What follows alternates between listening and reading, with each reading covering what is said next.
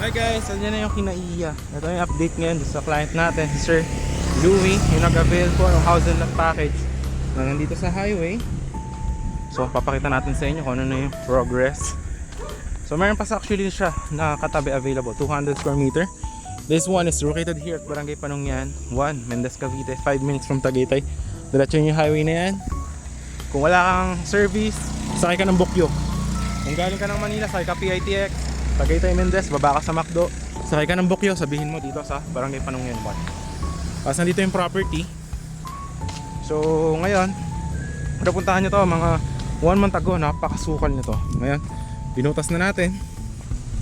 Tapos ayan na, ginagawa na yung pundasyon ng bahay ni Sir Louie. Ito yung gagawin na bahay, 150 square meter house with basement. Ayan siya, napakaganda.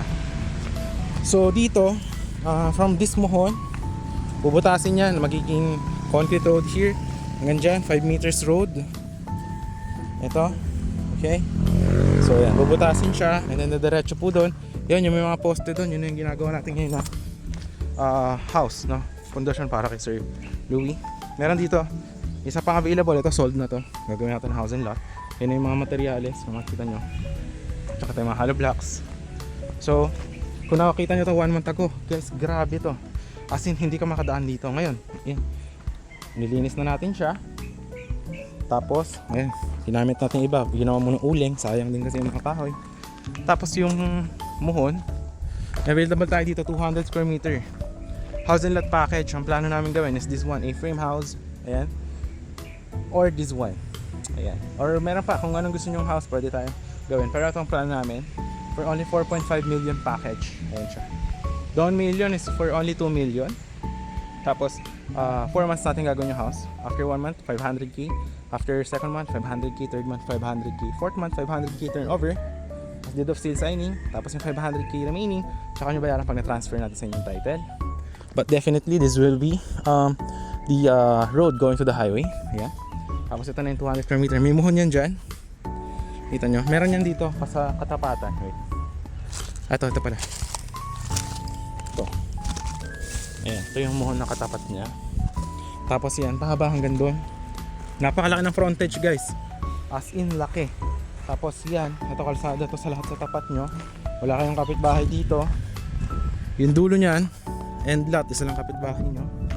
So ginagawa na natin yung pundasyon ng house. So si Sir naman, si Sir Louie, nag-down na siya. So nabili na natin yung mga for materials niya. Ayan, may mga semento, bakal. Ayan.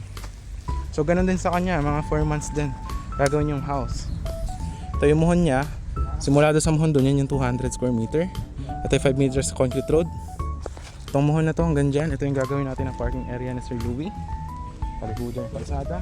Tapos ito yung pundasyon ng kanyang house.